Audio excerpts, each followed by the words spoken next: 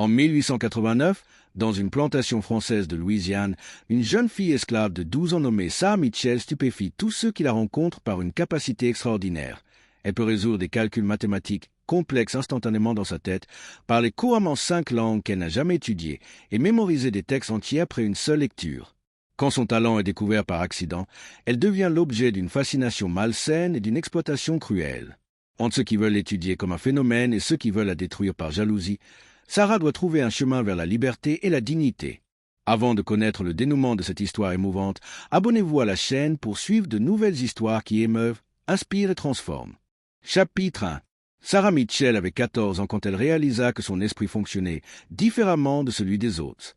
C'était l'année 1889 et elle travaillait comme esclave domestique dans la plantation Bogart en Louisiane, une propriété française appartenant à la famille Moreau qui avait émigré de France 3 générations auparavant. Sarah était née esclave, fille d'une blanchisseuse nommée Ruth et d'un père qu'elle n'avait jamais connu. Sa peau était d'un brun profond, ses yeux noirs perçants, et ses cheveux crépus qu'elle gardait toujours soigneusement tressés. Ce matin de juin 1889, Sarah travaillait dans la grande bibliothèque de la plantation Belmont, époussetant les livres reliés en cuir pendant que M. Henri Beaumont, le propriétaire français de la plantation, travaillait à son bureau. Henri était un homme de 50 ans, venu de France 20 ans auparavant pour faire fortune dans la culture du coton en Louisiane.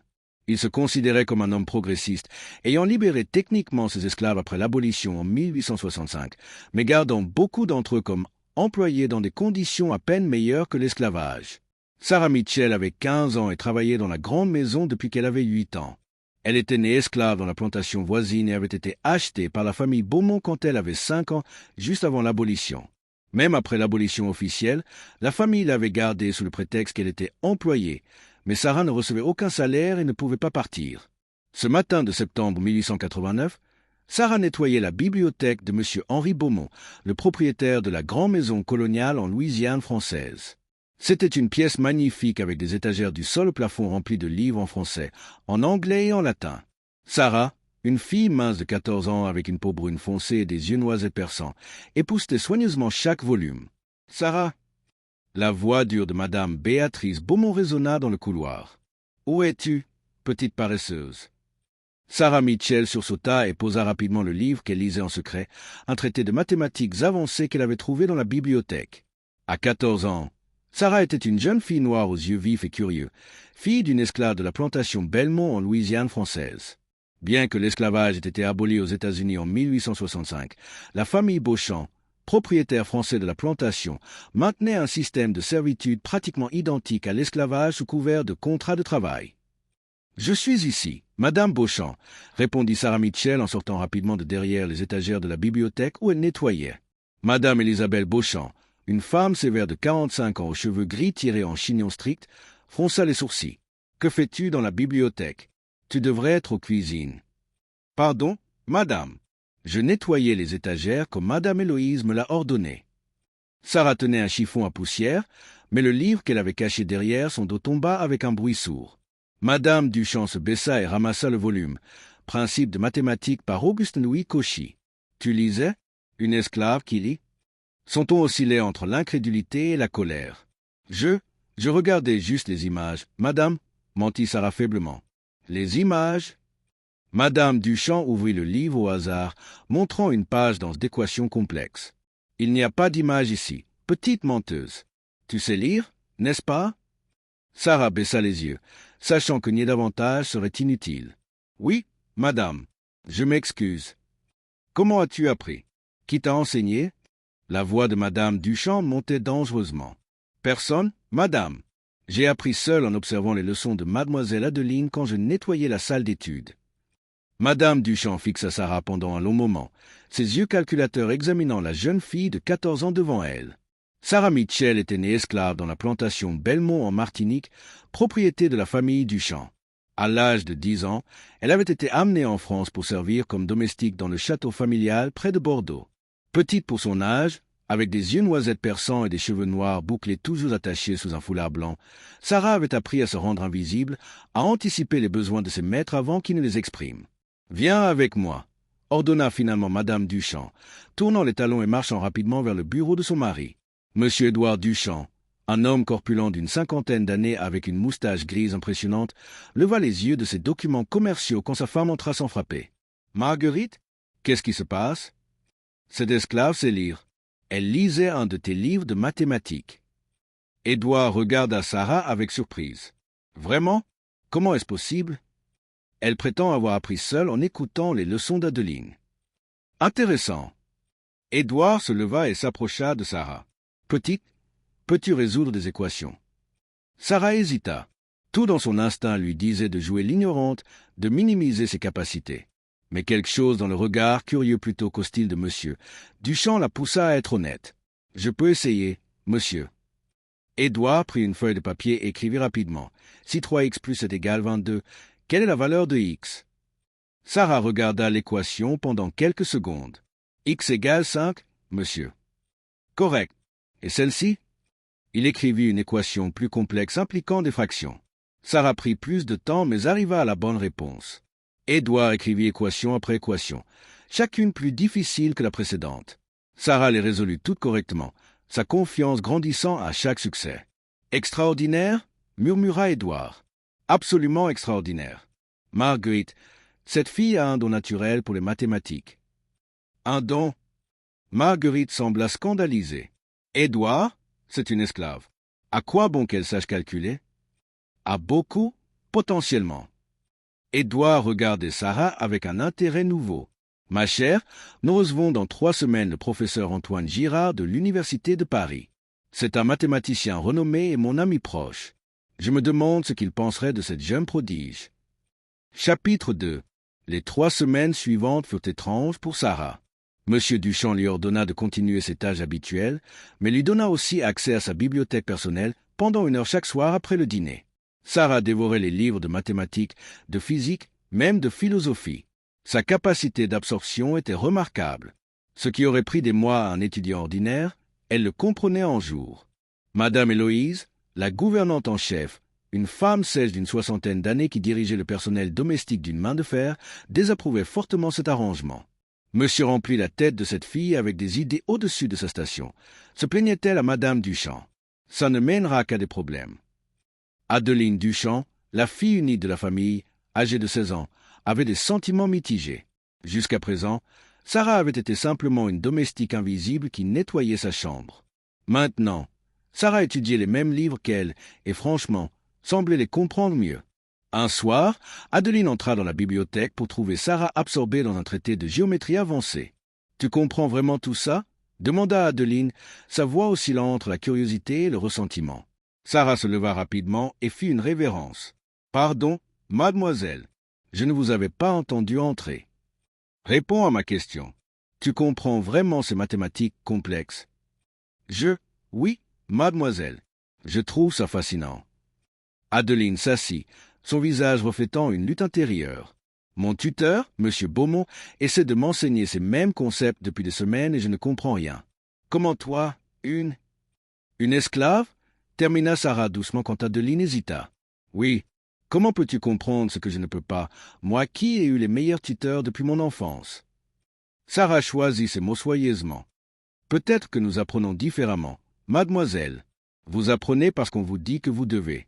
Moi, j'apprends parce que je veux désespérément. » Cette réponse sembla toucher quelque chose chez Adeline. « Pourrais-tu m'aider? M'expliquer ces concepts? Père sera si déçu si j'échoue encore à mes examens. » Ainsi commença une relation improbable. Chaque soir, après que Sarah ait terminé ses tâches, elle et Adeline étudiaient ensemble. Sarah expliquait les mathématiques d'une manière que les tuteurs coûteux n'avaient jamais réussi, utilisant des exemples pratiques plutôt que des théories abstraites. Les notes d'Adeline s'améliorèrent dramatiquement. Mais tout le monde n'était pas content. Thomas, le fils de Madame Héloïse et valet personnel de M. Duchamp, regardait l'ascension de Sarah avec jalousie et inquiétude. « Elle devient trop importante, » dit-il à sa mère. « Bientôt elle pensera qu'elle est notre égale. »« Je sais, » répondit Héloïse sombrement. « Mais monsieur est fasciné par elle. Nous devons être patients. » Le jour de la visite du professeur Girard arriva finalement. C'était un homme maigre d'une 40aine d'années avec des lunettes rondes et une expression perpétuellement distraite. Il arriva avec une malle de livres et de papiers, parlant sans arrêt de ses dernières recherches. Le premier soir, Après un dîner élaboré, Édouard amena la conversation vers Sarah. « Antoine, j'ai une surprise pour toi. J'ai découvert un prodige mathématique, ici même dans ma maison. »« Vraiment? Qui? Votre fille? » ?»« Non, quelqu'un de beaucoup plus improbable. Sarah, entre. » Sarah entra, vêtue de son uniforme de domestique impeccablement propre, les yeux baissés respectueusement. Le professeur Girard la regarda avec confusion. « Édouard, c'est une de tes domestiques. »« Oui, et elle peut résoudre des équations que la plupart de mes associés d'affaires ne comprennent même pas. Montre-lui. Sarah. » Ce qui suivit fut une démonstration extraordinaire. Le professeur Girard posa question après question, problème après problème. Sarah répondit correctement à presque tout, hésitant seulement sur les concepts les plus avancés qu'elle n'avait jamais rencontrés. « C'est impossible », bégaya finalement Girard. « Cette fille, sans éducation formelle, comprend les mathématiques au niveau d'un étudiant universitaire de 3e année. »« Je te l'avais dit. Alors, qu'en penses-tu? Est-ce vraiment du génie ou juste une capacité de mémorisation remarquable ?» Girard se leva et marcha autour de Sarah, l'examinant comme un spécimen scientifique. Pour vraiment le déterminer, je devrais la tester plus rigoureusement. « Édouard, me permets-tu de travailler avec elle pendant mon séjour ici? » « Bien sûr. C'est exactement ce que j'espérais. » Pendant les 2 semaines suivantes, le professeur Girard soumit Sarah à une batterie de tests. Il lui enseigna de nouveaux concepts justes pour voir à quelle vitesse elle les assimilait. Il lui donna des problèmes qu'il avait mis des années à résoudre. Sarah ne réussit pas tout, mais sa capacité d'apprentissage était indéniablement extraordinaire. « C'est du vrai génie », déclara finalement Girard lors d'une conversation privée avec Édouard. « Cette fille pourrait révolutionner notre compréhension de l'intelligence humaine. Selon toutes les théories scientifiques actuelles, les races inférieures ne devraient pas être capables de pensée abstraite avancée. Pourtant, Sarah défie ces théories. Que suggères-tu? Amène-la à Paris. Laisse-moi la présenter à l'Académie des sciences. Imagine l'impact. Une esclave qui démontre un génie mathématique. » Édouard fronça les sourcils. « Antoine, je comprends ton enthousiasme scientifique. Mais Sarah est ma propriété. Si je l'amène à Paris et qu'elle devient célèbre, les abolitionnistes voudront la libérer. C'est trop compliqué. Mais pense aux implications scientifiques. Nous pourrions? Non, c'est trop risqué. Sarah restera ici où je peux la contrôler. » Cette conversation, que Sarah entendit accidentellement alors qu'elle nettoyait le couloir à l'extérieur, changea quelque chose en elle. Elle réalisa que peu importe ses capacités, elle resterait toujours une propriété aux yeux de M. Duchamp. Son génie n'était qu'une curiosité, pas un billet vers la liberté. Chapitre 3. Après le départ du professeur Girard, la vie à Belmont devint tendue. Sarah continuait ses études nocturnes, mais l'excitation initiale s'était transformée en quelque chose de plus sombre. Elle comprenait maintenant qu'elle était prisonnière non seulement de sa condition d'esclave, mais aussi de son propre don. M. Duchamp la voyait comme une possession précieuse, pas comme un être humain méritant la liberté. Adeline, cependant, était devenue une véritable amie. Un soir, alors qu'elles étudiaient ensemble, Adeline posa une question qu'elle retenait depuis des semaines. « Sarah, que ressens-tu vraiment? Être si intelligente, mais emprisonnée ?» Sarah fut surprise par la franchise de la question. « Je ressens, mademoiselle, comme un oiseau qui a appris à voler mais qui reste en cage. Je peux voir le ciel à travers les barreaux, mais je ne peux jamais l'atteindre. »« Ce n'est pas juste, » dit Adeline avec passion. « Tu devrais être libre. Tu devrais étudier à l'université. »« Les femmes n'étudient pas à l'université, mademoiselle, et certainement pas les femmes noires esclaves. Mais ça devrait changer. Père parle toujours des Lumières, de la raison, de l'égalité. Comment peut-il croire ces choses et te garder comme esclave? » Sarah sourit tristement, parce que pour beaucoup de gens, ces idéaux s'appliquent seulement à certains humains, pas à tous. Cette conversation planta une graine dans l'esprit d'Adeline. Elle commença à questionner son père sur la moralité de l'esclavage, citant les philosophes qu'il admirait tant. Édouard, mal à l'aise avec le questionnement de sa fille, interdit finalement le sujet. Pendant ce temps, Thomas et Madame Héloïse complotaient. Ils voyaient l'influence croissante de Sarah comme une menace. « Si elle continue ainsi, » disait Thomas, « bientôt elle aura plus de pouvoir dans cette maison que nous. Nous devons agir. » « Mais comment? Monsieur la protège? Pas si elle fait quelque chose de vraiment impardonnable. Nous devons créer une situation où monsieur n'aura pas le choix que de la punir sévèrement. » Ils attendirent leur opportunité, qui vint un mois plus tard. Monsieur Duchamp devait partir pour Paris pour une semaine d'affaires. C'était le moment parfait. Le 3e jour après le départ d'Édouard, un collier de perles précieux de Madame Duchamp disparut. C'était un héritage familial, valant une fortune. Madame Héloïse découvrit le collier caché dans le matelas de Sarah. « Voleuse !» cria Madame Duchamp quand le collier fut révélé. « Comment oses-tu, après toute la gentillesse que mon mari t'a montrée? »« Je ne l'ai pas volé, madame. Je le jure, quelqu'un a dû le mettre là. » Sarah était terrifiée. Le vol était puni sévèrement, parfois par la vente à des plantations où les conditions étaient brutales. « Menteuse, tu pensais que parce que tu sais lire et compter, tu pouvais voler comme une égale. » Marguerite était furieuse. « Thomas, enferme-la dans la cave jusqu'au retour de mon mari. Nous verrons ce qu'il décidera. » Sarah fut traînée vers la cave froide et humide.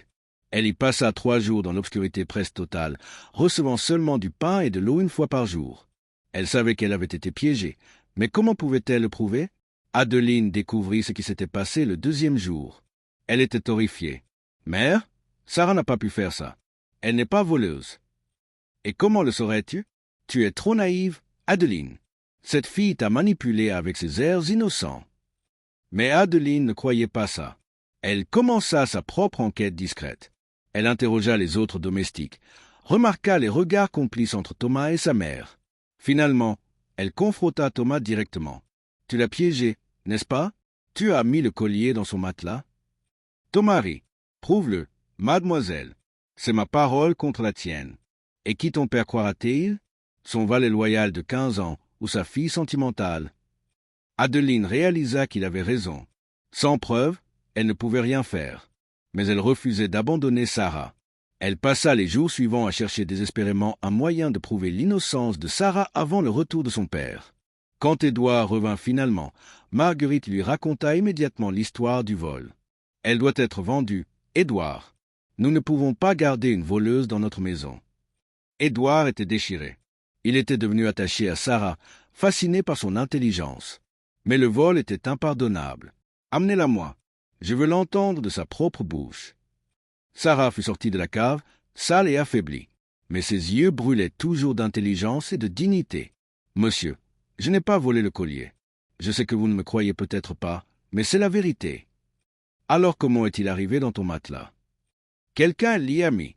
Quelqu'un qui voulait me voir puni. »« Des accusations graves. As-tu des preuves? »« Non, monsieur. Seulement ma parole. » Édouard soupira. « Ta parole contre celle de ma gouvernante de confiance. Sarah, tu me mets dans une position impossible. »« Père, attendez. » Adeline entra en courant, tenant quelque chose dans sa main. « J'ai trouvé ceci dans la chambre de Thomas. C'est le reçu d'un prêteur sur gage à Bordeaux. Il a vendu la broche de mer il y a 2 mois. » Thomas devint pâle. « C'est un mensonge. »« Non, c'est vrai. J'ai vérifié avec le prêteur. Thomas vole dans cette maison depuis des mois. Il a mis le collier dans le matelas de Sarah pour détourner les soupçons de lui. » Ce qui suivit fut chaotique. Thomas, confronté aux preuves, s'effondra et avoua tout. Il fut renvoyé immédiatement. Madame Héloïse, complice dans le complot contre Sarah, fut également renvoyée. Sarah fut libérée et ses accusations effacées. Mais l'expérience l'avait changée. Elle avait vu de première main à quel point sa position était précaire, comment elle pouvait être détruite par ceux qui la jalousaient. Chapitre 4. Les mois suivants furent transformateurs. Édouard, se sentant coupable d'avoir presque puni Sarah injustement, lui accorda plus de liberté. Elle étudiait maintenant ouvertement plusieurs heures par jour. Adeline était devenue non seulement son étudiante, mais sa confidente et son alliée. « Je veux t'aider à obtenir ta liberté », déclara Adeline un soir. « Ce n'est pas juste que tu restes esclave. Votre père ne me libéra jamais volontairement, mademoiselle. Je suis trop précieuse pour lui comme curiosité. Alors nous devons le convaincre que te libérer est dans son intérêt. » « Comment ?» Adeline sourit mystérieusement. « J'ai un plan, mais il faudra de la patience. » Le plan d'Adeline était audacieux. Elle commença à organiser des soirées intellectuelles dans la maison, invitant des professeurs, des philosophes, des hommes de science de Bordeaux et des environs.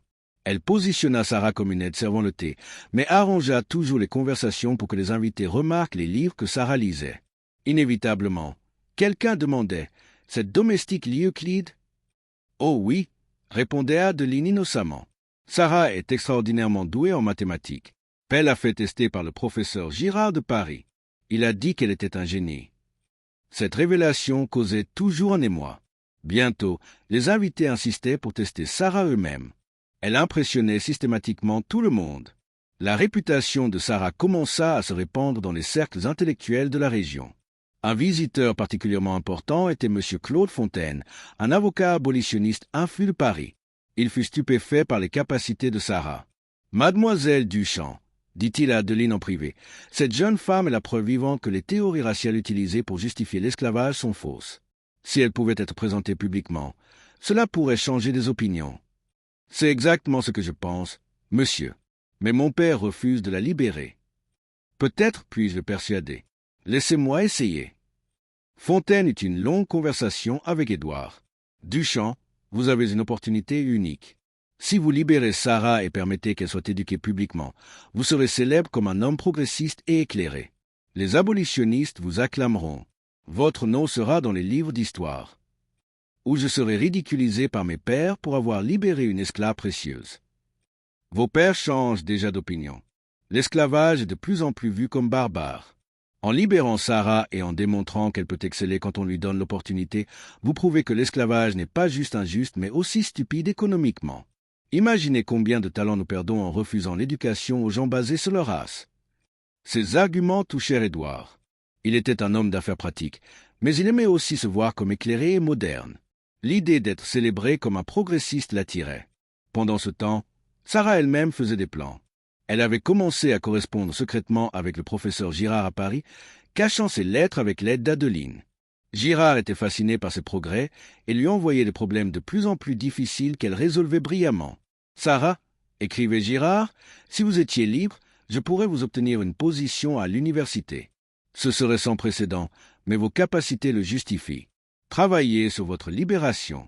La science a besoin de vous. » Ces mots donnaient à Sarah de l'espoir. Pour la première fois, elle voyait un chemin possible vers la liberté et un but. Le moment décisif vint lors d'une grande soirée qu'Édouard organisa pour célébrer un contrat commercial lucratif. Tous les hommes importants de Bordeaux étaient présents. Adeline et Claude Fontaine avaient soigneusement orchestré ce qui allait se passer. Pendant le dîner, la conversation se tourna vers l'éducation. Quelqu'un mentionna le nouveau programme scolaire pour les filles. Fontaine saisit l'opportunité. « Messieurs, en parlant d'éducation, M. Duchamp ici présent a dans sa maison la preuve vivante que l'intelligence ne connaît pas de barrière de race. Sa domestique Sarah peut résoudre des équations mathématiques que la plupart d'entre nous ne comprennent même pas. Vraiment, un banquier nommé Lehoury. Je trouve ça difficile à croire. » « Alors testons-la, » suggéra Fontaine. « Duchamp, feriez-vous venir Sarah ?» Édouard, pris au dépourvu mais ne voulant pas perdre la face, accepta. Sarah fut amenée. Devant 20 hommes des plus influents de Bordeaux, elle fut testée rigoureusement pendant 1 heure. Elle ne fit aucune erreur. Les hommes furent ébahis, puis excités. Extraordinaire? Incroyable! Duchamp, vous avez un trésor. Messieurs, dit Fontaine solennellement, nous venons de voir quelque chose d'historique. Cette jeune femme détruit les arguments utilisés pour justifier l'esclavage.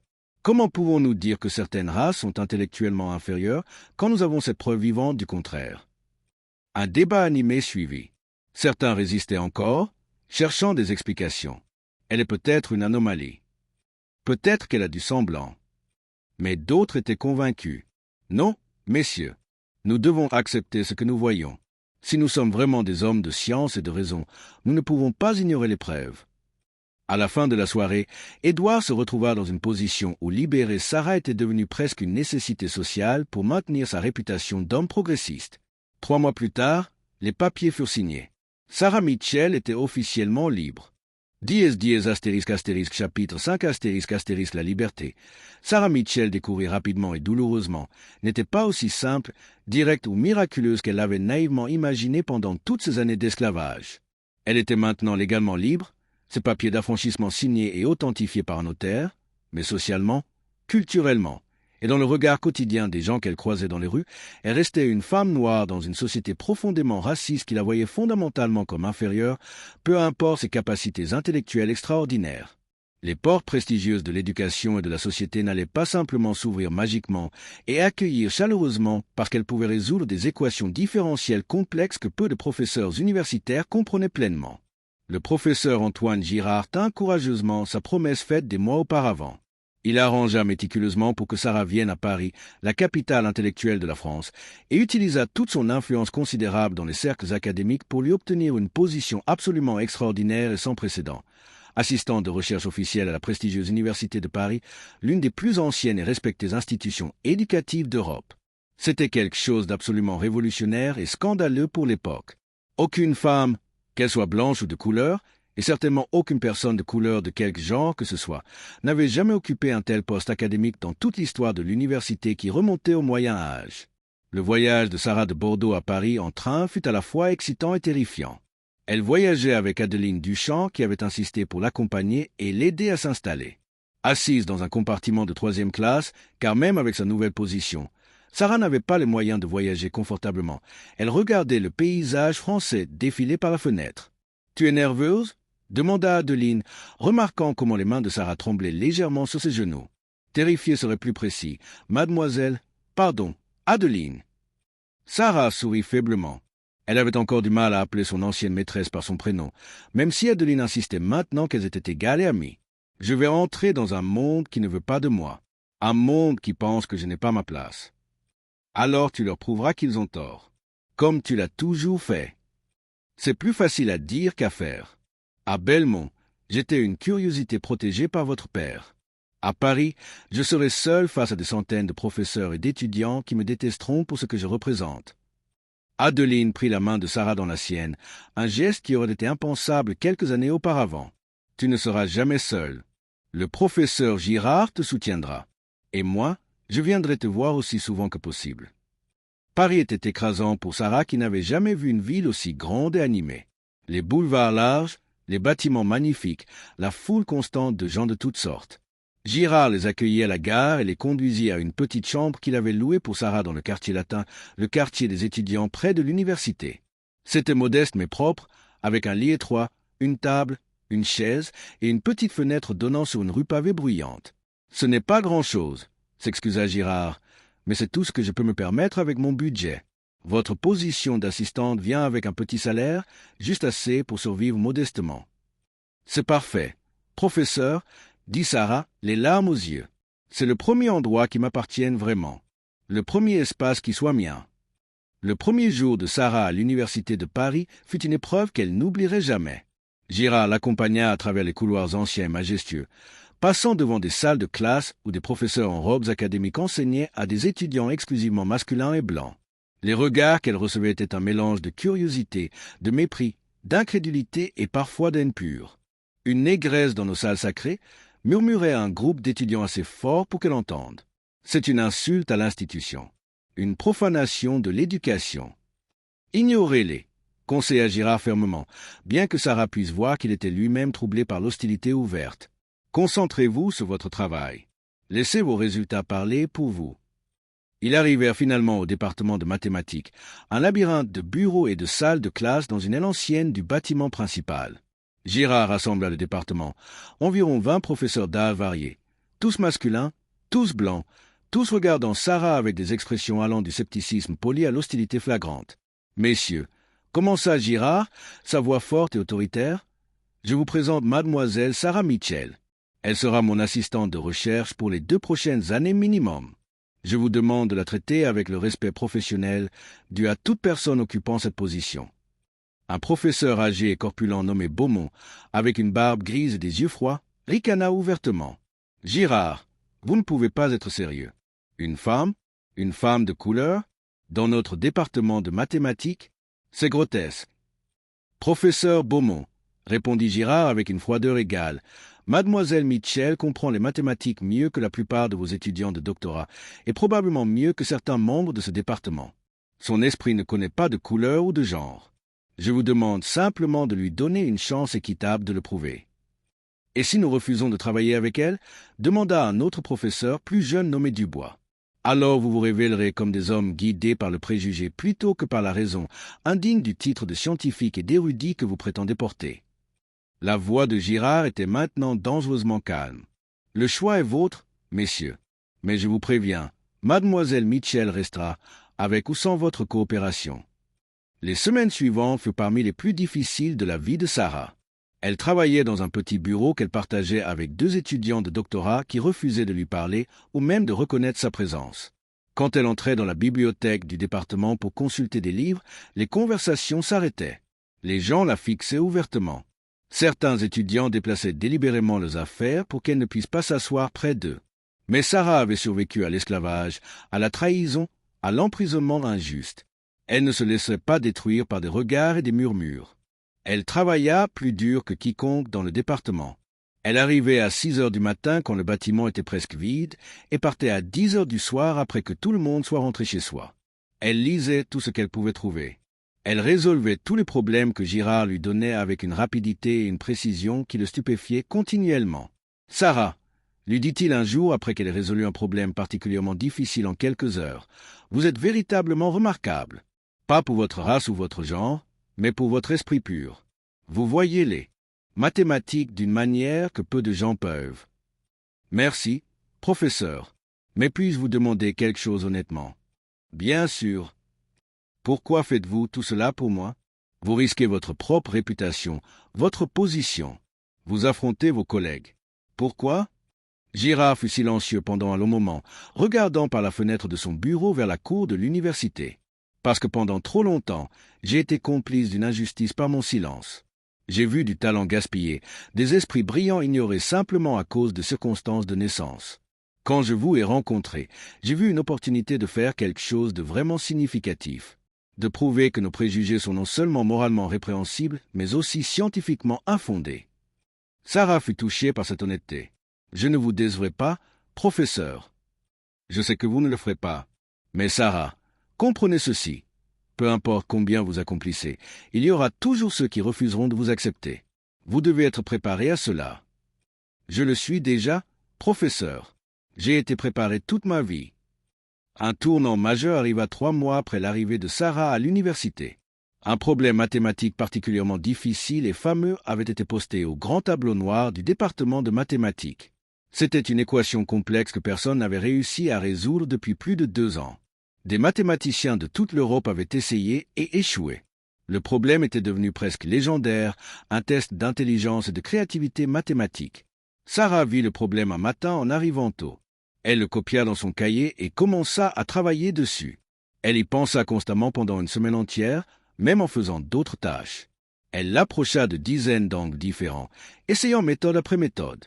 La plupart ne menaient nulle part. Mais lentement, très lentement, elle commença à voir un pattern, une structure cachée dans l'équation que personne d'autre n'avait remarquée. Elle travailla frénétiquement pendant 3 jours, remplissant page après page de calculs. Finalement, à 3 heures du matin un jeudi, elle le fit. Elle trouva la solution. Elle la vérifia et la revérifia 10 fois. C'était correct. Elle en était certaine. Le lendemain matin, avec des mains tremblantes et le cœur battant, Sarah écrivit sa solution au tableau du département. Elle le fit tôt, avant que quiconque n'arrive. Puis elle se cacha dans la bibliothèque, observant à travers une porte entr'ouverte pour voir les réactions. Le premier professeur à arriver fut Beaumont, celui qui avait été le plus hostile envers elle. Il passa devant le tableau, puis s'arrêta brusquement et revint en arrière. Il lut la solution 1 fois, puis 2 fois. Son visage passa de la confusion à l'incrédulité, puis à quelque chose qui ressemblait presque à du respect réticent. « Girard » appela-t-il. « Venez voir ceci immédiatement. » Bientôt, tout le département était rassemblé autour du tableau, examinant la solution avec intensité. Il vérifiait chaque étape, cherchant des erreurs. Il n'y en avait aucune. La solution était parfaite, élégante même. « Qui a fait cela ?» demanda quelqu'un. « Je l'ai fait ?» dit Sarah en sortant de la bibliothèque, sa voix calme et ferme. « C'est ma solution. » Le silence qui suivit fut absolu. Tous les professeurs la regardaient, essayant de traiter ce qu'ils venaient d'entendre. Cette femme noire qu'ils avaient méprisée et ignorée venait de résoudre un problème qui avait défié les meilleurs mathématiciens d'Europe. « Comment as-tu fait ?» demanda finalement le professeur Beaumont. Et pour la première fois, il n'y avait pas de mépris dans sa voix, seulement une curiosité authentique. « J'ai approché le problème différemment, monsieur, » expliqua Sarah, s'approchant du tableau. Au lieu de suivre la méthode traditionnelle que tout le monde utilise, j'ai considéré l'équation comme représentant non pas un ensemble de nombres, mais un ensemble de relations. Si vous regardez ici, elle pointa vers une section de son travail. Vous pouvez voir que cette partie de l'équation reflète, en réalité, cette autre partie. C'est une symétrie cachée que personne n'avait remarquée. Une fois que vous voyez cette symétrie, le reste se déroule naturellement. Elle continua à expliquer son raisonnement pendant 20 minutes. Les professeurs écoutaient avec une attention intense. Quand elle termina, il y eut un autre silence, puis Beaumont fit quelque chose d'extraordinaire. Il applaudit, lentement d'abord, puis avec plus d'enthousiasme. Un par un, les autres professeurs se joignirent à lui. « Mademoiselle Mitchell », dit Beaumont, et il l'utilisait maintenant à titre respectueux plutôt que de l'appeler simplement par son prénom comme il l'avait fait auparavant. C'est du travail véritablement remarquable. Je dois admettre, j'avais des doutes sur votre place ici. Je me trompais. Cette solution démontre un niveau de pensée mathématique créative que nous voyons rarement même chez nos meilleurs étudiants. Ce moment changea tout pour Sarah à l'université. Elle n'était plus juste tolérée.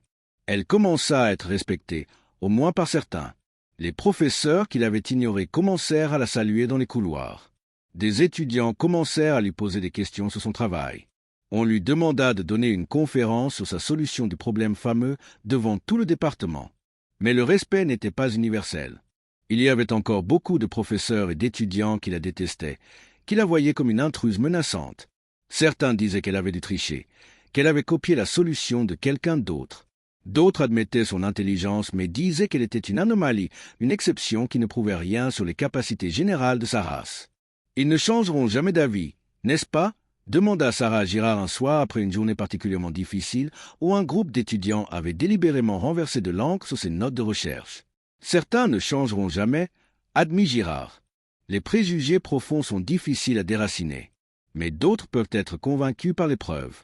Et chaque personne que vous convertissez du scepticisme au respect est une victoire. » Pendant ce temps, l'histoire de Sarah se répandait bien au-delà de l'université. Les journaux parisiens avaient commencé à écrire sur la mathématicienne extraordinaire d'origine esclave. Les abolitionnistes, toujours à la recherche d'exemples concrets pour soutenir leurs arguments, l'utilisaient comme preuve vivante de pourquoi l'esclavage était non seulement moralement répréhensible, mais aussi un gaspillage tragique de potentiel humain. Sarah recevait des lettres de partout en France et même d'autres pays européens. Certaines étaient merveilleusement encourageantes, de gens inspirés par son histoire, de jeunes femmes qui lui disaient qu'elle leur donnait de l'espoir, d'autres personnes de couleur qui la remerciaient d'ouvrir des portes pour eux. Mais d'autres lettres étaient vicieusement haineuses, remplies d'insultes raciales, de menaces même. Des gens insultés et furieux qu'elle osait élever au-dessus de ce qu'ils considéraient comme sa place naturelle inférieure. « Tu devrais montrer ces lettres de menaces à la police », conseilla Adeline lors d'une de ses visites régulières à Paris. « À quoi bon ?»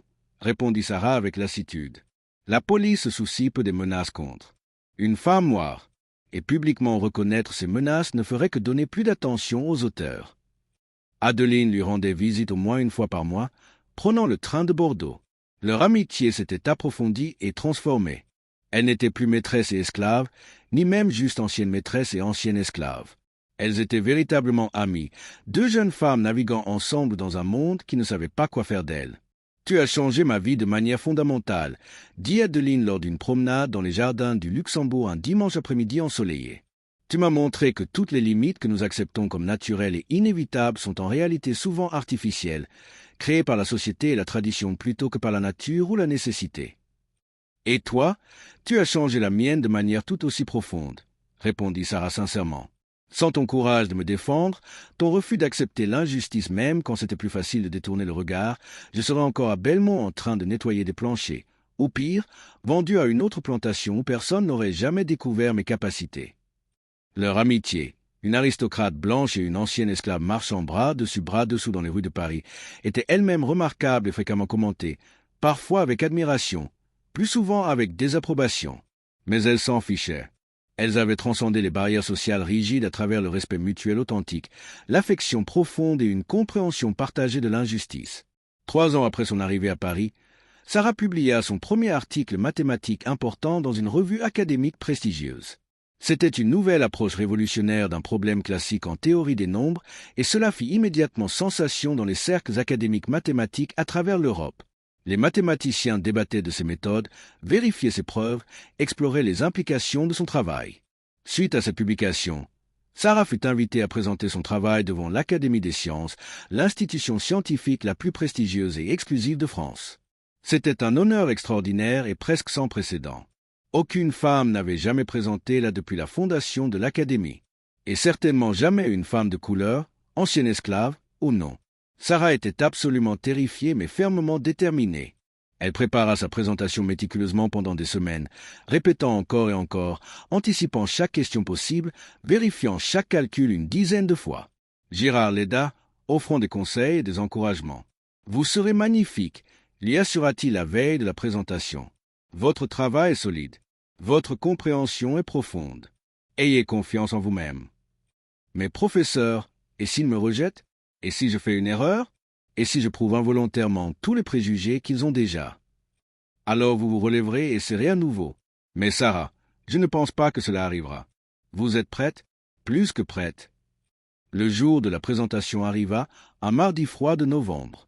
L'auditorium de l'Académie était complètement bondé, avec plus de 300 personnes entassées dans un espace conçu pour 200. Certains venaient sincèrement pour voir et entendre son génie mathématique. D'autres, il faut l'admettre, venaient pour la voir échouer, pour confirmer leurs préjugés, pour pouvoir dire ensuite qu'ils avaient toujours su qu'une femme noire n'avait pas sa place dans les hautes sphères de l'intellect académique. Sarah monta sur le podium, regarda l'audience de visages presque exclusivement masculins et blancs, prit une profonde respiration pour calmer ses nerfs hurlants, et commença sa présentation. Elle parla pendant 45 minutes intenses, expliquant son travail avec une clarté remarquable, une passion évidente et une profondeur de compréhension qui était indéniable. Elle utilisait le tableau noir avec aisance, écrivant équation après équation, expliquant chaque étape logique, anticipant et répondant aux questions avant même qu'elles ne soient posées. Sa voix, qui avait commencé un peu tremblante, devint progressivement plus forte et plus confiante. Quand elle termina et se retourna pour faire face à l'audience, il y eut un silence qui sembla durer une éternité, mais qui ne fut probablement que quelques secondes. Puis, des applaudissements commencèrent. Pas de tout le monde, certainement pas. Peut-être de la moitié de l'audience. Mais c'était suffisant. C'était une reconnaissance, un respect gagné par le mérite pur. Un mathématicien particulièrement éminent et respecté nommé Lefort, un homme d'environ 60 ans avec une réputation intimidante, se leva lentement de son siège. « Mademoiselle Mitchell, » dit-il d'une voix portante qui commanda immédiatement le silence absolu dans l'auditorium, « votre travail est véritablement remarquable et impressionnant. Les implications de votre approche sont potentiellement révolutionnaires pour notre domaine. Je n'ai qu'une seule question que je me sens obligé de poser. Comment quelqu'un avec votre background personnel limité et votre éducation non traditionnelle a pu accomplir quelque chose de cette sophistication et de cette profondeur? » Sarah comprit immédiatement ce qu'il demandait vraiment sous le vernis poli de sa question académique. Comment une femme noire, ancienne esclave, sans les années de formation rigoureuse dans les meilleures écoles, avait-elle pu surpasser intellectuellement des hommes avec tous les avantages imaginables de naissance, d'éducation et de ressources?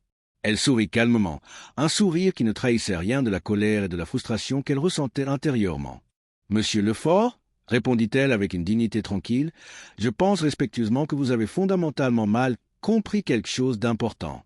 Mon background n'était absolument pas limité en capacité intellectuelle innée, en curiosité naturelle ou en aptitude mentale. Il était limité seulement, mais cruellement, en opportunités, en accès à l'éducation et en ressources matérielles. J'ai toujours eu l'intelligence que vous voyez maintenant. Ce qui était drastiquement limité, c'était l'accès aux livres, aux enseignants, aux institutions, aux ressources qui permettent à cette intelligence de se développer et de s'épanouir pleinement. Elle fit une pause, regardant autour de l'auditorium, faisant un contact visuel direct avec plusieurs membres de l'audience.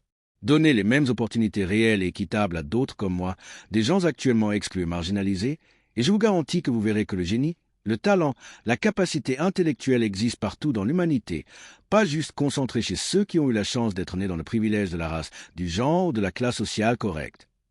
Cette réponse audacieuse et directe fut citée textuellement dans tous les journaux parisiens le lendemain. Sarah devint instantanément encore plus célèbre, une célébrité presque. Mais la renommée et la célébrité avaient un prix lourd et constant. Elle ne pouvait désormais aller nulle part dans Paris sans être immédiatement regardée, fixée, pointée du doigt, commentée.